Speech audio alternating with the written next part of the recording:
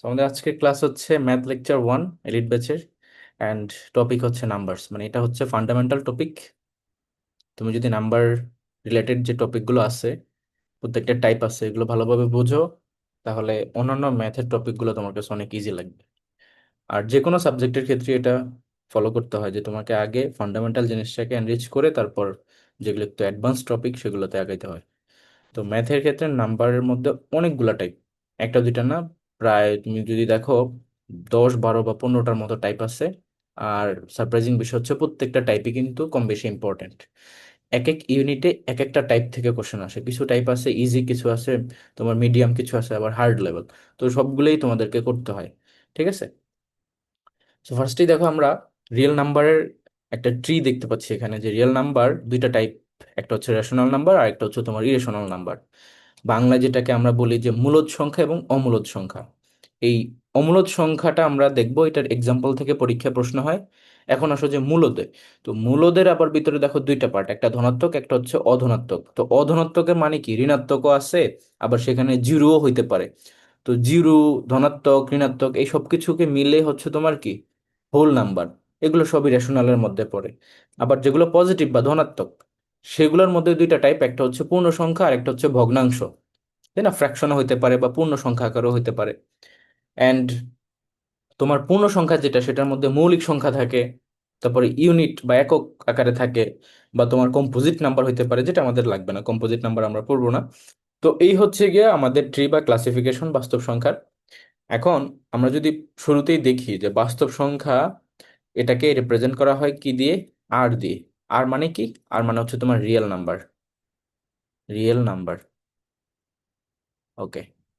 এখন এই যে রিয়েল নাম্বারের প্রথম টাইপ যেটা মূলদ সংখ্যা, এটাকে চেনার উপায় কি, যে সকল সংখ্যাগুলোকে তুমি P/Q, অর্থাৎ এরকম ফ্র্যাকশন আকারে উপরে তোমার থাকবে কি লব এবং নিচে থাকবে হচ্ছে হর, যেটাকে আমরা উপরটাকে বলতেছি নমিনেটর, নিচেরটাকে বলতেছি ডিনোমিনেটর। এভাবে যখন এই স্ট্রাকচারে আনা যাবে বা থাকবে, তখনই সেটাকে আমরা রেশনাল নাম্বার বলবো।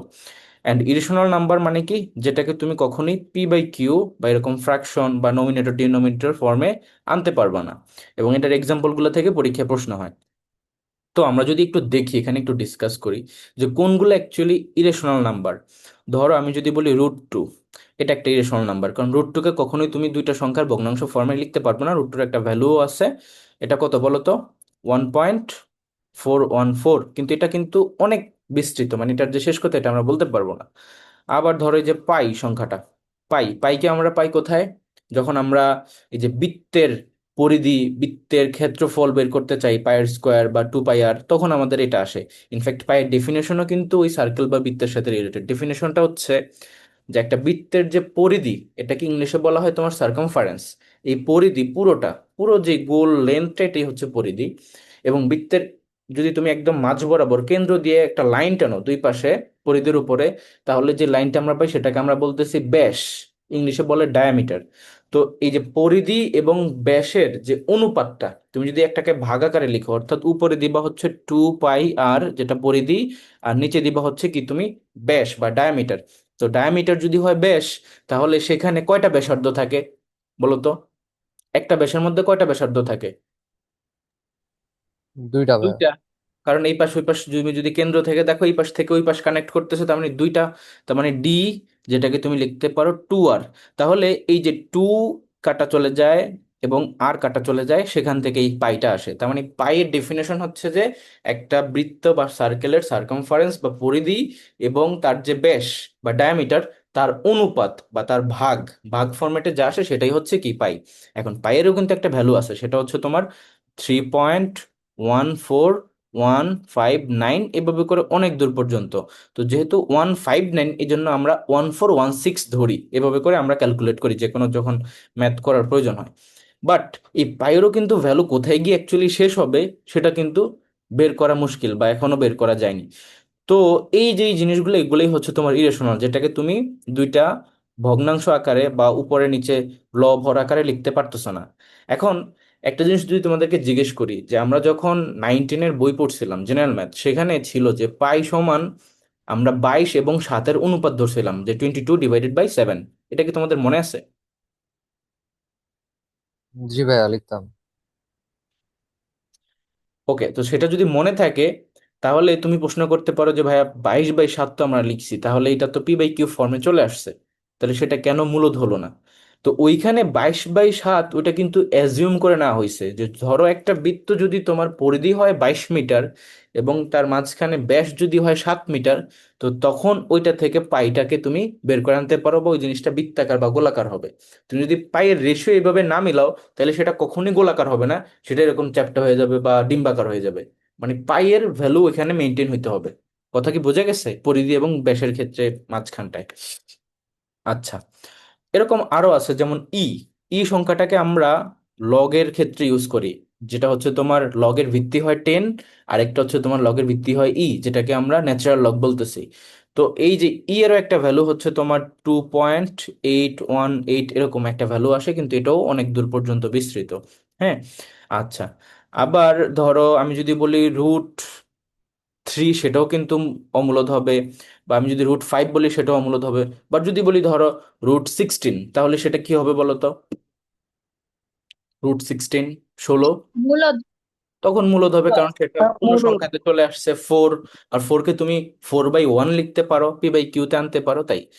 আচ্ছা, এখন তাহলে আমরা একটু ক্রিটিক্যালি দেখবো যে এমসিকিউ এখান থেকে কিভাবে দেয়। তো মোস্ট অফ দ্য টাইম তোমার দেখা যায় যে ইউনিটে করে কি, তারা ডিরেক্টলি দিয়ে দেয় যে নিচের কোন একটা সংখ্যা দিয়ে বলবে যে এটা কি ধরনের সংখ্যা। তো দেখেই তুমি দেখবা যেটা কি মানে ভাঙা যাচ্ছে কিনা, P/Q ফর্মেটে আনা যাচ্ছে কিনা, তখন সেটা অমূলদ হয়ে যায় যদি না হয়। কিন্তু এইভাবে যদি দেয়, ধরো তোমাকে বড় একটা রুট দিল, ভিতরে দিল 16, নিচে দিল হচ্ছে 25, এখন এটা কি মূলদ না অমূলদ বলো? এই প্রশ্নটা বলো। বড় রুট দুইটার মূলত সাথেই কানেক্টেড, এটা অবশ্যই মূলদ হবে। কেন মূলত মূলদ হবে? কারণ মূলত দেখো 16কে ভাঙলে তোমার 4 আসবে যদি রুট ভাঙো, ফোর বাই 25কে ফাইভ ভাঙলে হচ্ছে 5 আসবে, তাহলে ঘুরে ফিরে সেটা P/Q মূলদে চলে আসছে। আর এটাকে যদি একটু আমি সাপোজ অন্যভাবে দিই, √ওভার দিয়ে একটা দিলাম 80 আর একটা দিলাম হচ্ছে 125, এটা কি বলতো? And এটার কারণে তুমি কনফিউজ হয়ে যাবে যে আসলে এটা তো মনে হচ্ছে অমূলদ, কিন্তু এটাও কিন্তু মূলদ। কেন মূলদ খেয়াল করো। মূলত হবে। 80কে যদি আমরা ভাঙি তাহলে কি 16 গুণ 5, 5 × 16 = 80। 125কে ভাঙলে 25 গুণ 5। এখন দেখো কি হয়, যে 16 5 আছে, তো 16কে যদি আমি ধরো এটাকে এখানে করতেছি, 16কে যদি আমি হচ্ছে সরাই দিই রুট থেকে, তাহলে কি হবে 4। আর 5কে তো আর ভাঙা যাবে না, তাহলে √5 থাকবে। আবার 25কে যদি রুটের জন্য ভেঙে দিই তাহলে হবে 5। আর এই 5কে তো ভাঙা যাবে না রুটের ভিতর থেকে, তাহলে সেটা √5। এখন দেখো উপরে √5, নিচে √5, তো এই দুইটা কাটা চলে যায়, মাঝখান থেকে 4/5ই থেকে যায়। তো এই জন্য সেটা কিন্তু মূলত চলে আসে। তো এইভাবে তোমাদেরকে ক্রিটিক্যালিও কোশ্চেন দিতে পারে, যে তুমি একটু সলভ করে দেখবা যেটাকে যদি সিম্পলিফাই করার পরে সেটা P/Q তে আনা যায় কিনা, যদি আনা যায় তাহলে অবশ্যই সেটা মূলদই হবে। ওকে, আরেকটা দিক ধরো, ধরো তোমরা পনুপনিকের নাম শুনছো? পনুপনিক, পনুপনিক জি ভাই। নিশ্চয়ই শুনছো। ধরো 2.314, এখন আমি 1 এবং 4 এর উপরে পনুপনিক দিয়ে দিলাম। তো এই সংখ্যাটা কি মূলদ হবে না অমূলদ হবে বলো, পৌনঃপুনিক থাকলে? অমূলত মনে হয় ভাই। পৌনঃপুনিক সংখ্যাগুলো অবশ্যই মূলদ সংখ্যা হবে। কেন? আমরা যখন 19-এ পৌনঃপুনিক পড়ছিলাম সেখানে একটা টপিকই ছিল না যে পৌনঃপুনিক থেকে সাধারণ ভগ্নাংশে রূপান্তর? ওই যে নিচে 990 উপরে গিয়ে জাস্ট সংখ্যাটা লিখে মাইনাস করতে হয় পৌনঃপুনিক ছাড়া, এরকম করছো কিনা, খেয়াল আছে বলো? জি ভাইয়া। তাহলে তুমি সেখানে ম্যাথ, পৌনঃপুনিকের ম্যাথটাই তো করছো, এটা যে পৌনঃপুনিক থেকে সাধারণ ভগ্নাংশ রূপান্তর, তাহলে তো ভগ্নাংশ হয়েই গেল, রেশনাল তো করেই যায়, ওইটাই তো ম্যাথ ছিল, নাহলে তো পৌনঃপুনিক পড়ার প্রয়োজন ছিল না। তাহলে পৌনঃপুনিক থাকলে এটাকে আমরা কি ধরবো? মূলদ সংখ্যায় ধরবো, কারণ এটাকে রেশনালে কনভার্ট করা যায়। অ্যান্ড এইটার কিন্তু নাম আছে। এইটা কি অসীম অনাবৃত নাকি অসীম আবৃত বলো তো, পৌনঃপুনিকটা? অসীমাবৃত। অসীম আবৃত। অসীম কেন? কারণ পৌনঃপুনিক থাকলে সেটা আসতেই থাকে 14 14 14 14 করে অসীম পর্যন্ত দেখতেই থাকবে। কিন্তু আবৃত এই অর্থে যে আমি এই জন্য অসীমটাকেই দুইটা লিখে পৌনঃপুনিক দিয়ে এটাকে আবৃত করে দিছি। ঠিক আছে, তো এটা হচ্ছে অসীম আবৃত, এগুলো সব মূলত। তো আই গেস পরীক্ষা আসলে তোমরা পারবা, এতটা টাফ আসবে না, আসলে সহজটাই আসবে। আমি সহজটাও পড়াইছি, টাফটাও পড়াইছি, বাট কোনো এক সময় এইভাবে আসছিল, এই জন্যই পড়াইছি, যাতে করে যদি বাই এনি চান্স আসে তাহলে যেন পারো। উম,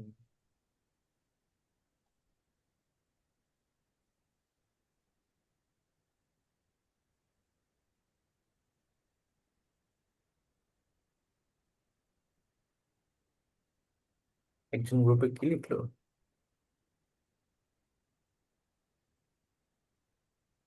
ও, বইয়ের কভার পিক দিতে চাইছে। আচ্ছা ঠিক আছে, একজন দিয়ে দিবে। হ্যাঁ। খেয়াল করো এখন, যে আমরা যদি নিচে একটু দেখি, তোমার ধনাত্মক সংখ্যা এবং অধনাত্মক সংখ্যা।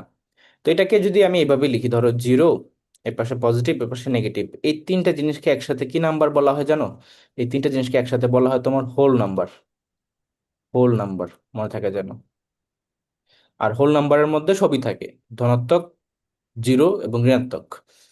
এখন এই জিরো আবিষ্কার করছে কারা জানো? সেটা হচ্ছে ভারতীয়রা। জিরো আবিষ্কারক কারা? সেটা হচ্ছে ভারতীয়, আর্যভট্ট। আর্যভট্ট, এটা মনে রাখবা। আর জিরো কে যদি আমি একটা নাম দেই, যে জিরো কি তাহলে ধনাত্মক নাকি ঋণাত্মক, কোনটা হবে? এটার নাম কি হবে বলো তো? জিরোর নাম কি? বলো। জিরো হচ্ছে তোমার non negative number. Non negative, non negative number. এখন নন নেগেটিভ নাম্বার মানে হচ্ছে যেটা অঋণাত্মক সংখ্যা। এটাকে ধনাত্মকও বলতে পারবো না, এটাকে ঋণাত্মকও বলতে পারবো না, নাম কি? অঋণাত্মক। কথা বুঝছো? ওকে। অ্যান্ড পূর্ণ সংখ্যা তো আমরা জানি কোনগুলো পূর্ণ সংখ্যা। সমস্ত পূর্ণ সংখ্যাকেই তুমি চাইলে এইভাবে লিখতে পারো। ধরো আমি যদি বলি 1 2 3 4, এগুলো সবই কিন্তু মূলদের মধ্যে পড়ে, কারণ ওয়ান নিচে ওয়ান দাও, টু এর নিচে ওয়ান দাও, থ্রি নিচে ওয়ান দাও, ফোর নিচে ওয়ান দাও, সবই দেখো পি বাই কিউতে আনা যায়, এই জন্য সেটা মূলদ হয়। অ্যান্ড আমরা যদি ফ্র্যাকশনও দেখি, ধরো 0.5, 0.5কে তুমি লিখতে পারো না যে 1/2? তো 1/2 তো অবশ্যই এমনিতেই পি বাই কিউ, ফ্র্যাকশন মানেই তো পি বাই কিউ ফর্মেট, তাই না?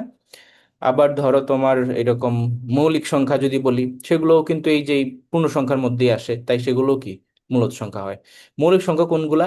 যেমন ধরো 2 3 5 7, তারপরে 11 13, এভাবে অসীম পর্যন্ত আছে। তো মৌলিক সংখ্যার মধ্যে সব থেকে ছোট মৌলিক সংখ্যা হচ্ছে 2, এর নিচে কোনো মৌলিক সংখ্যা নাই। এবং এটাই একমাত্র জোড় মৌলিক সংখ্যা, বাকি সব মৌলিক সংখ্যা হচ্ছে বিজোড়। এই দেখো 3 5 7 11 13, এভাবে অসীম পর্যন্ত যাও, সবই বিজোড় আসবে। শুধু জোড় একটাই আছে 2, আর এটি সবচেয়ে ছোটটা। এখন চলে আসো যে আমরা এখানে দেখি যে আমরা যখন ম্যাথ করি, ম্যাথ করার ক্ষেত্রে আমরা যে সংখ্যা পদ্ধতি ইউজ করি, নাম্বার সিস্টেম ইউজ করি, সেটার নাম কি? সেটা হচ্ছে ডেসিমাল। ডেসিমাল বা দশমিক সংখ্যা পদ্ধতি। তো এই ডেসিমাল সংখ্যা পদ্ধতির ক্ষেত্রে কয়টা ডিজিট থাকে? 10টা, 0 থেকে 9 পর্যন্ত। যে তোমার 10টা অঙ্ক বা 10টা ডিজিট থাকে। জিরোকে বলা হয় তোমার হেল্পিং নাম্বার বা অভাবজ্ঞাপক নাম্বার। কেন এটা বলা হয়? কারণ জিরোর কিন্তু কোনো নিজস্ব ভ্যালু নাই। নিজস্ব ভ্যালু না থাকার কারণে এটাকে অভাবজ্ঞাপক বলা হয়। ধরো তোমার কাছে 0 টাকা আছে, তাহলে তুমি একটা দোকানে গিয়ে একটা কিটক্যাট চাইলে তোমাকে কি দিবে? কখনোই দিবে না। কিন্তু এটাকে আবার সাহায্যকারী নাম্বারও বলা হয়। কেন? কারণ যখন সেটা তুমি 1-এর সাথে দিবা, তখনই সেটা 10 হয়ে যাবে। যখন তুমি সেটা 5-এর সাথে দিবা, তখনই সেটা 50 হয়ে যাবে। যখনই সেটা ধরো তুমি 9-এর সাথে দিবা, তখন সেটা 90 হয়ে যাবে, বা আরো বড় হতে পারে, 2টা দিলে 100, 3টা দিলে 1000। তখন কিন্তু তুমি সেটা দিয়ে অনেক কিছুই করতে পারতেছো। এই জন্য জিরো অন্য সংখ্যার সাথে যুক্ত হয়ে সেই সংখ্যাকে তুমি আলাদাভাবে রিপ্রেজেন্ট করতেছো, আলাদা ভ্যালু আনতেছো, দ্যাটস এটাকে বলা হয় হেল্পিং নাম্বার। অ্যান্ড এগুলা হচ্ছে তোমার সার্থক। সার্থক কেন? কারণ এই প্রত্যেকটা অঙ্কেরই নিজস্ব ভ্যালু আছে। 1 টাকা যদি হয় তাহলে তুমি একটা চকলেট নিশ্চয়ই পাবা, 2টা হলে 2টা পাবা, এভাবে 9 পর্যন্ত প্রত্যেকটা ইন্ডিভিজুয়াল নিজে সার্থক বা ইন্ডিপেন্ডেন্ট, এদের ভ্যালু আছে তাই। আর জিরোর কোনো ভ্যালু নাই, তাই সেটা অবকৃপক। বাট হেল্পিং এই অর্থে যে সেটা অন্য সংখ্যার সাথে যুক্ত হয়ে ভ্যালু নিতে পারে। আচ্ছা, এখন আসো যে 1 থেকে 100 পর্যন্ত টোটাল শূন্য কতবার রিপিট হয়। আমরা যদি 1 থেকে 100 পর্যন্ত কাউন্ট করি, তাহলে শূন্য সংখ্যাটা কতবার আসে? তো এটা আসে হচ্ছে 11 বার। আবার 1 থেকে 100 পর্যন্ত এক সংখ্যাটা কতবার আসে? সেটা হচ্ছে তোমার 21 বার। এবং 1 থেকে 100 পর্যন্ত, 2 থেকে 9 পর্যন্ত, এই প্রত্যেকটা অঙ্ক, এগুলো রিপিট হয় তোমার 20 বার। ঠিক আছে? তাহলে আমি যদি তোমাদেরকে প্রশ্ন করি, 1 থেকে 100 পর্যন্ত 5 কয়বার আসে? 20 বার। 20 বার। 1 থেকে 100 পর্যন্ত 2 কয়বার আসে? তাও 20 বার। তো এই জায়গা থেকে কিন্তু বিওপিতে এমসিকিউ আসে। আমি এটা সেই আরো যখন থেকে পড়াচ্ছি অ্যাডমিশনের জন্য, সেই 2020 সাল থেকে, তখন থেকে এই জিনিস পড়াচ্ছি। বাট কেন পড়াইতাম? ভাল লাগতো তাই। বাট লাস্ট 3 বছর ধরে বিওপিতে এই স্লাইড থেকে একটা এমসিকিউ আসতেছে, এফএডাব্লিউএস ফ্যাকাল্টিতে। তোমরা যদি পরীক্ষা দিয়ে থাকো তাহলে নিশ্চয়ই জানবা। ওকে, এখন আসলে আরেকটা কনসেপ্ট হয়েছে ক্ষুদ্রতম এবং বৃহত্তম, এটা নিয়ে একটু পড়বো। এটা হচ্ছে যে এক অঙ্ক বিশিষ্ট সংখ্যার ক্ষুদ্রতম সংখ্যা কত, সেটা হচ্ছে এক, বৃহত্তম সংখ্যা হচ্ছে কত, সেটা হচ্ছে নয়। এভাবে যদি আমি 5 অঙ্কের কথা বলি, তাহলে একটা এক, বাকি চারটা শূন্য, এটা হচ্ছে কি সবচেয়ে ক্ষুদ্রতমটা। আর বৃহত্তমটা কি? বৃহত্তমটা হচ্ছে গিয়া পাঁচটাই নয় হবে। ঠিক আছে, পাঁচটাই নয়। তো এই যে এটা কেন প্রয়োজন, কারণ এখান থেকে ধরো কোশ্চেন দিবে যে 5 অঙ্কের ক্ষুদ্রতম সংখ্যা থেকে 4 অঙ্কের বৃহত্তম সংখ্যার বিয়োগফল কত। তাহলে 5 অঙ্কের ক্ষুদ্রতম সংখ্যা হচ্ছে এটা, এক দিয়ে চারটা শূন্য, এবং 4 অঙ্কের বৃহত্তম সংখ্যা হচ্ছে চারটাই নয়। তাহলে বিয়োগ করলে কত হবে? এক হবে। তো এইভাবে তোমাদেরকে এমসিকিউ দিতে পারে। অ্যান্ড এখন আসো যে মূলদ অমূলদের আরেকটু আমরা ডিটেলস পড়বো। যে মূলদ সংখ্যা হচ্ছে যে সকল সংখ্যাকে পি বাই কিউ ফর্মে প্রকাশ করা যায়, তাই রেশনাল নাম্বার বা মূলদ সংখ্যা, এটাকে কিউ দ্বারা রিপ্রেজেন্ট করা হয় মূলদ সংখ্যার সেটকে। তো এর মধ্যে আসে তোমার পূর্ণ সংখ্যাগুলো, কারণ প্রত্যেকটাকেই ওয়ান বাই ওয়ান বাই আকারে লেখা যায় এভাবে। তারপরে মানে ওয়ান বাই না, মানে নিচে ওয়ান দিয়ে লেখা যায়। অ্যান্ড 0.5 দেখো, এটাও মূলদ সংখ্যা, কারণ এটাকে 1/2 লিখতে পারো। 2/3 তো এমনিতেই তোমার ফ্র্যাকশনই আছে। এছাড়া তোমার আদার্স অনেক কিছু, যেগুলো তোমার ধরো 16, 25 যদি হয়, সেটাকেও তুমি চাইলে 4/5 এভাবে আনতে পারো। তো এগুলো সবই কিন্তু মূলদ সংখ্যা। ইম্পর্টেন্ট হচ্ছে অমূলদটা, কি কি √2 পাই ই এগুলা। এছাড়া মৌলিক সংখ্যার বর্গমূল, এগুলোও কিন্তু অলওয়েজ অমূলদ, কারণ এই জিনিসটাকে সিম্পলিফাই করার পরও এই যে পি বাই কিউ ফরম্যাটে আনা যায় না। ঠিক আছে, এবং সিম্পলিফাই করার পরও সেখানে রুটটা থেকে যায়। ধরো আমরা দেখলাম কি √80 এবং 125 যেটা ছিল রুট, এটাকে তুমি ভেঙে 4/5 আনতে পারছো। দ্যাটস ওয়াই সেখানে কিন্তু রুটটা থাকেনি। এখন আমি যদি ধরো এইভাবে দিলাম, সাপোজ √13, √25, এটা কিন্তু মূলদ হবে না, এটা অমূলদই থাকবে। কারণ 25কে তুমি ঠিকই 5 আনতে পারবা, কিন্তু √13কে তুমি কখনোই আর ভাঙতে পারবা না, √13 থেকেই যাবে। তাহলে এই কথাটি এখানে বলা আছে যে সিম্পলিফাই করার পরও যদি রুট না সরে, তখন সেটা কিন্তু অমূলদই হয়। কথা বুঝছো? জি ভাইয়া। ওকে, এখন আসো মৌলিক সংখ্যাতে, এটা ইম্পর্ট্যান্ট। এই কনসেপ্টটা ইম্পর্ট্যান্ট, এটা আরেকটা টাইপ। যে মৌলিক সংখ্যা, মৌলিক সংখ্যাকে ইংলিশে বলা হয় প্রাইম নাম্বারস। অর্থাৎ এই মৌলিক সংখ্যার ডেফিনেশনটা হচ্ছে যে সংখ্যাকে তুমি গুণনীয়ক বা মানে গুণনীয়ক, হ্যাঁ গুণনীয়ক যদি বের করতে চাও, এক এবং ওই সংখ্যা ছাড়া আর কোনো গুণনীয়ক নাই। সাপোজ ধরো 5, তো 5কে ভাঙলে তুমি শুধুমাত্র এক পাবা আর 5 পাবা, আর কিছু দিয়ে 5কে ভাগ দিতে পারবে না। ধরো তোমার 17, 17-র জন্য কি এক আর 17 ছাড়া মাঝখানে আর কোনো সংখ্যা দ্বারা এটা ভাগ যায় না। তো এটাই হচ্ছে কি, এগুলি হচ্ছে মৌলিক সংখ্যা। তো সবচেয়ে ছোট মৌলিক সংখ্যা হচ্ছে 2, এরপরে 3, তারপরে 5, তারপরে 7, তারপরে 11, এভাবে অসীম পর্যন্ত হতে পারে। তো 2 হচ্ছে, এই যে বলছে দুই ব্যতীত সব জোড় সংখ্যা যৌগিক, মানে দুই ব্যতীত সব জোড় সংখ্যা যৌগিক, মৌলিক না। মৌলিকের মধ্যে দুইটাই হচ্ছে একমাত্র, দুই একমাত্র জোড় মৌলিক সংখ্যা এবং ক্ষুদ্রতম মৌলিক সংখ্যা, এটা মনে থাকবে যেন। অ্যান্ড 1 থেকে 100 পর্যন্ত এরকম মৌলিক সংখ্যা আছে টোটাল 25টা। এবং এগুলোকে যদি তুমি সাম বের করো, যোগফল বের করো, তাহলে সেটা আসবে 1060। তাহলে এই তথ্যটা একটু তোমরা সবাই মুখস্থ করে রাখবা, কারণ এটা বেসিক, যে 1 থেকে 100 পর্যন্ত মৌলিক সংখ্যা কয়টা আসে? 25টা আসে, তাদের যোগফল কত? 1060। এখন এটা আমরা একটু দেখবো যে 1 থেকে 100 পর্যন্ত কি কি মৌলিক সংখ্যা আছে। দেখো, 1 থেকে 100 পর্যন্ত, এই যে প্রথমে যদি 1 থেকে 10 ভাগি, মানে 10-এর মধ্যে দেখি যে কয়টা আছে ভাগ করলে, এখানে তোমার আসে হচ্ছে চারটা, 2, 3, 5, 7। তো এটাকে আমি ধরো ডি দিলাম, চারটা যেহেতু, চার মানে কি, ডি, ABCD, আলফাবেটিক অর্ডার অনুযায়ী। 10 থেকে 20 পর্যন্ত সেম, তোমার চারটা। তারপর 20 থেকে 30 পর্যন্ত দুইটা, সেটা হচ্ছে তোমার 23 এবং 29। তো এটাকে আমরা দিব হচ্ছে বি। 30 থেকে 40 পর্যন্ত দুইটা, 31, 37, এটাকেও আমরা দিব বি। তারপরে 40 থেকে 50 পর্যন্ত হচ্ছে তিনটা, এটাকে দিব হচ্ছে সি। 50 থেকে 60 পর্যন্ত তাও দুইটা, 53, 59, এটাকে দিব বি। আবার 60 থেকে 70 দুইটা, তাও বি। 70 থেকে 80 তিনটা, তাই সি। 80 থেকে 90 দুইটা, 83 এবং 89, তাহলে হচ্ছে বি। অ্যান্ড লাস্টে 90 থেকে 100 পর্যন্ত একটা, এই জন্য এ। তাহলে এইটাকে এই জন্য এরকম একটা সিকোয়েন্স দিয়ে মনে রাখা যায়, সেটা হচ্ছে DD, BBC, BBC, BA। DD, BBC, BBC, BA, এভাবে কয়েকবার পড়লেই তোমার মাথায় গেঁথে যাবে।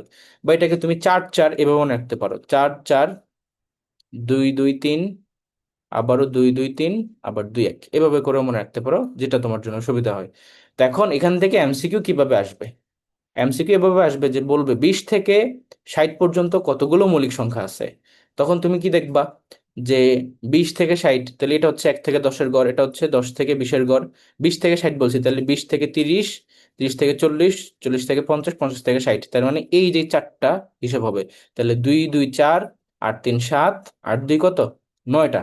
তাহলে টোটাল কয়টা হবে? 9টা হবে গিয়ে তোমার, সরি 9টা কি হবে নাকি একটু বেশি হবে? আমি কি বলছি, 60 পর্যন্ত বলছি না? 5, হ্যাঁ তাহলে 9টাই হবে। তো এভাবে করে তোমাকে আর কি মানে অ্যান্সার করতে হবে এমসিকিউ গুলা। এখানে 20 থেকে 60ও বলতে পারে, 30 থেকে 90ও বলতে পারে, 40 থেকে 60 পর্যন্ত বলতে পারে, যেভাবেই কোশ্চেন দিক তখন তুমি পারবা। এখন আসো যে মৌলিক সংখ্যা চেনার উপায়, এটাকে বলা হয় তোমার ডিভিজিবিলিটি টেস্ট। ডিভিজিবিলিটি টেস্ট কিভাবে করবা, যেমন ধরো তুমি কি কোশ্চেন দিবে যে নিচের কোনটি মৌলিক সংখ্যা বা প্রাইম নাম্বার, তখন তুমি দেখবা যে ওই সংখ্যাকে অন্য সংখ্যা দ্বারা ভাগ যাচ্ছে কিনা। যদি ভাগ যায় তাহলে সেটা আর মৌলিক সংখ্যা না, আর যদি ভাগ না যায় তাইলে সেটা হচ্ছে মৌলিক সংখ্যা। এই জন্য ভাগ তো করে দেখতে হবে। এখন শর্টকাটে কেমনে ভাগগুলা করবা, 2 দিয়ে ভাগ করার প্রসেস তো আমরা সবাই জানি, যে জোড় সংখ্যা হইলে 2 দিয়ে ভাগ যাবে, তার মানে জোড় সংখ্যা যদি হয় তাহলে সেটা মৌলিক না, ঠিক আছে, সেটা যৌগিক। এখন 3 দিয়ে কিভাবে শিখবা, যে ধরো একটা সংখ্যা যদি থাকে তাহলে সেখানে যে ডিজিট গুলো আছে, সে ফর এক্সাম্পল 15, 15-এর মধ্যে যে ডিজিট 1 এবং 5, এদের যোগফল যদি তোমার 3 দ্বারা ডিভাইড হয় তাহলে পুরো সংখ্যাটাও 3 দ্বারা ডিভাইড হবে। তাহলে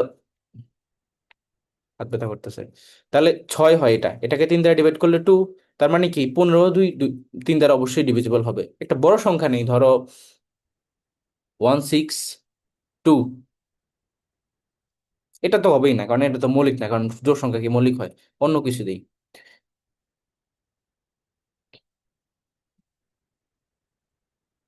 165, এটা কি তোমার 3 দ্বারা ডিভিজিবল কিনা বলো?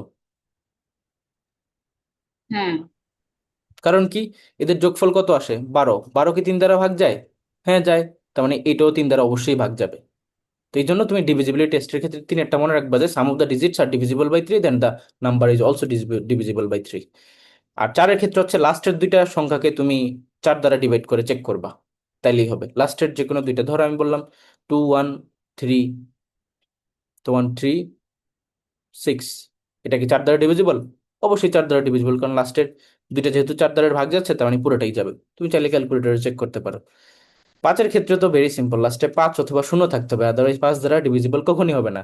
5 দ্বারা ভাগ যেতে গেলে 0 অথবা 5 লাগবে শেষে। 6-এর ক্ষেত্রে হচ্ছে 2 আর 3-এর রুলস একসাথে অ্যাপ্লাই করতে হবে, তার মানে সংখ্যাটাকে জোড়ো হইতে হবে, আবার তোমার sum of the digits are divisible by 3 হইতে হবে। আর 7-এর ক্ষেত্রে সেটা হচ্ছে কি একটু লেন্দি, এজন্য 7-এর ক্ষেত্রে আমরা ম্যানুয়ালি করব। শুধু 7-এর ক্ষেত্রে না, 7, তারপরে 9, তারপরে 11 এবং 13, এই কয়েকটা দিয়ে আমরা ম্যানুয়ালি টেস্ট করব। ম্যানুয়ালি কিরকম, তুমি ভাগ দিয়ে দেখবা যা অ্যাকচুয়ালি যায় কিনা ভাগ, ঠিক আছে? তো এখন চলে আসো আরেকটা কনসেপ্টে, হুইচ ইজ ক্রমিক সংখ্যা বা কনসিকিউটিভ নাম্বার। এখন ক্রমিক জানি কথাটার মানে, বললেন, হ্যাঁ কি বলতো? 5 নাম্বারটা কি জানি বললেন? ওই যে শেষে 50, এটা কি জানি? ও মানে 5 দিয়ে ভাগ যাবে সেই সংখ্যাগুলো যার শেষে 5 বা 0 থাকবে, সেগুলোই এটা বলা হচ্ছে। আর 6-এর ক্ষেত্রে 2 আর 3 একসাথে অ্যাপ্লাই করতে হবে, 7-এর ক্ষেত্রে আমরা ম্যানুয়ালি করব, 9 11 13 এই সবগুলো ম্যানুয়ালি করবো, কারণ এক্ষেত্রে টাইম আরো কম লাগে। এরকম ট্রিক্স ফলো করতে গেলে ভুলও হয়, প্লাস টাইমও বেশি লাগে তাই। আচ্ছা, এখন আসো যে ক্রমিক সংখ্যার মধ্যে ম্যানুয়ালি কিভাবে করবো, সেটা কি তোমরা বুঝছো অ্যাকচুয়ালি? বলো তো। সাপোজ আমি একটা সংখ্যা দিলাম 223, এটা কি মৌলিক কিনা? ঠিক আছে, এখন তুমি এটাকে মানে 11 দিয়ে দেখো, 11 দিয়ে দিলে কি ভাগ যায়? 2বার যায়, 3 থেকে যায় না। 13 দিয়ে দিলে এটা মেবি তো মৌলিকই হবে। মৌলিক সংখ্যা ভাই। এটা মৌলিক সংখ্যা। ধরো আরেকটা দিলাম, সাপোজ উম কোন সংখ্যাটা দিব,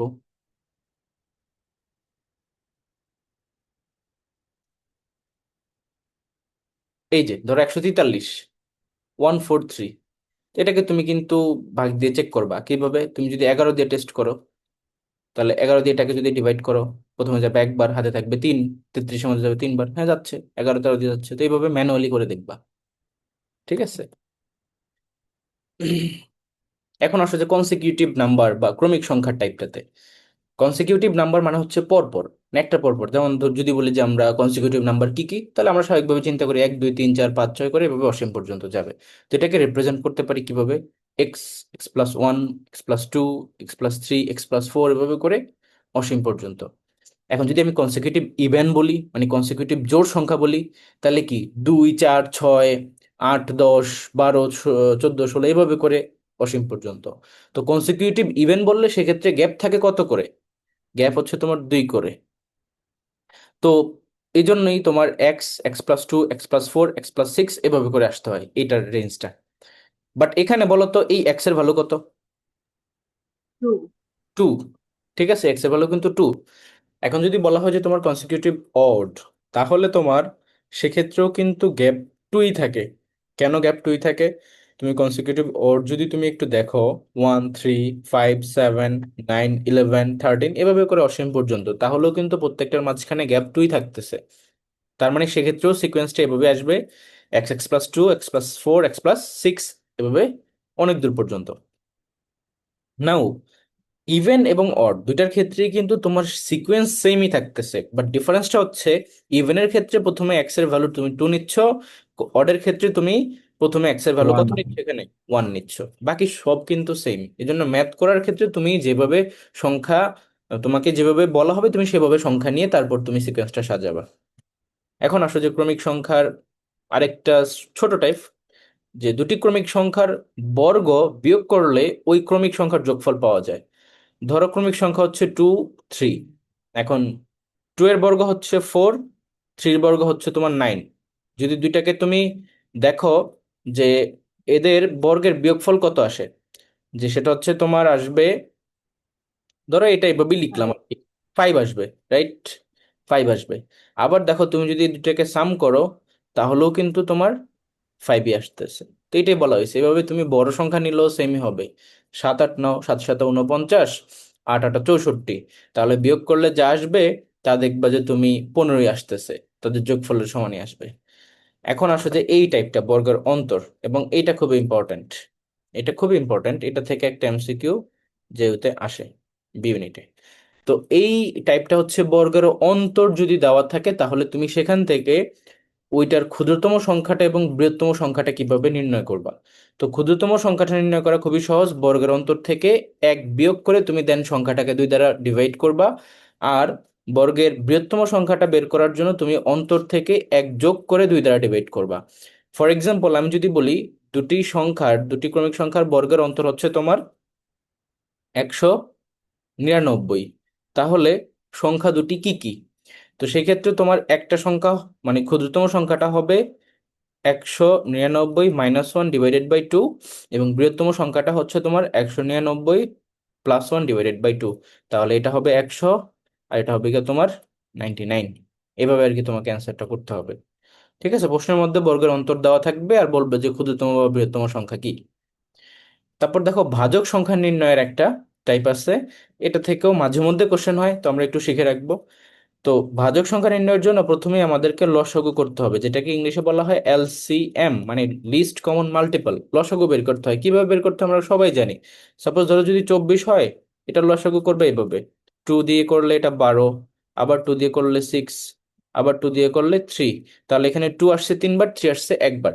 তো এই জন্য যতগুলো মৌলিক উৎপাদক আমরা এখানে পেলাম, যে 2 পাইলাম 3টা, 3 পেলাম একটা, এটাকে এভাবে লিখবা যে 2 to the power 3, যেহেতু 3টা পাইছি, আর 3 to the power 1 যেহেতু একটা পাইছি, এভাবে লিখে এখন তোমার কাজ হবে যে কতবার পাইছি বা পাওয়ার কত সেটা নিয়ে তুমি যেটা করবা, এই পাওয়ার বা সূচকের সাথে 1 যোগ করে তুমি সেগুলাকে গুণ করবা। এখানে তুমি পাইছো 3, তাই এটাকে 1 যোগ করলে এটা হবে 4। এখানে পাইছো 1, তাই এটাকে 1 যোগ করলে হবে 2। এরপরে এই দুইটাকে তুমি জাস্ট গুণ করে দিবা। সেটা কি? সেটা হচ্ছে তোমার 8। তাহলে এখানে তোমার অ্যান্সার আসছে যে 24-এর টোটাল ভাজক সংখ্যা হচ্ছে 8টি।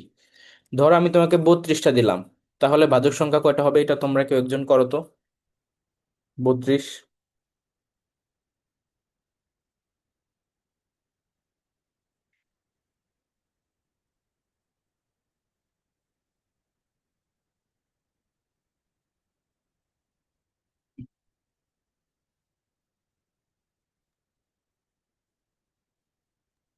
ভাই 6টা। ছোট তো হওয়ার কথা না, আরো বেশি হওয়ার কথা। আমরা দেখি, দেখো 32-এর ক্ষেত্রে 2 দ্বারা করলে 16, 2 দ্বারা করলে 8, আবার 2 দ্বারা করলে 4, আবার 2 দ্বারা করলে 2। ও, তাহলে এখানে দেখো এটাতে তো 2 আসতেছে, এখন 2 কয়বার আসছে? 1 2 3 4 5, 5 বার। 5, তাহলে অ্যান্সার হবে তোমার 5+1, তার মানে 6। হ্যাঁ ঠিক আছে, ঠিক আছে, 32-এর ক্ষেত্রে 6টাই হবে। তো এইভাবে করে আর কি অ্যান্সার বের করতে হয়। এখন আসো যে তোমার দশমিক সংখ্যার গুণ এবং ভাগ, এই টাইপটা কিভাবে করতে হয়। তো অবশ্যই তোমাকে ক্যালকুলেটর ইউজ করতে দেওয়া হবে না, সো তোমাকে ম্যানুয়ালি করতে হবে। এখন ম্যানুয়ালি কিভাবে অল্প সময় বা দ্রুততার সাথে করতে হয়, যখন তুমি গুণ করবা, এইভাবে গুণ করবা, তখন খুবই সিম্পল, জাস্ট সংখ্যাগুলোকে গুণ করে দিবা। বাট দশমিক যেহেতু আছে, দশমিককে তুমি ইমাজিনই করবা যে এখানে দশমিক নাই, ইমাজিনই করবা না যেটা নাই। 1 আর 2 গুণ করলে কত হয়? 2 হয়। মানে তুমি প্রথমে দশমিককে ভুলে যাবা, তারপর সেটাকে মাল্টিপ্লাই করবা, যে 1 আছে আর 2 আছে, গুণ করে আমি 2 পাইছি, একক 2 একে 2। এন্ড যেহেতু তুমি দশমিককে বাদ দিছো, অ্যান্সারে তো তোমাকে অবশ্যই দশমিককে নিতে হবে। তাহলে এখানে দশমিক কয় ঘর ছিল? 1 ঘর ছিল। এখানে দশমিক কয় ঘর ছিল? 2 ঘর ছিল। তাহলে টোটাল কয় ঘর হলো? 3 ঘর। এই জন্য এখানে এই পাশে তুমি বাম সাইডে 2টা শূন্য দিয়ে তারপর দশমিক দিলে দেখো 3 ঘর হয়ে যাচ্ছে। তার মানে অ্যান্সার হচ্ছে 0.002। ঠিক আছে, এটা বলো তো কি হবে পরেরটা, সেম ওয়েতে।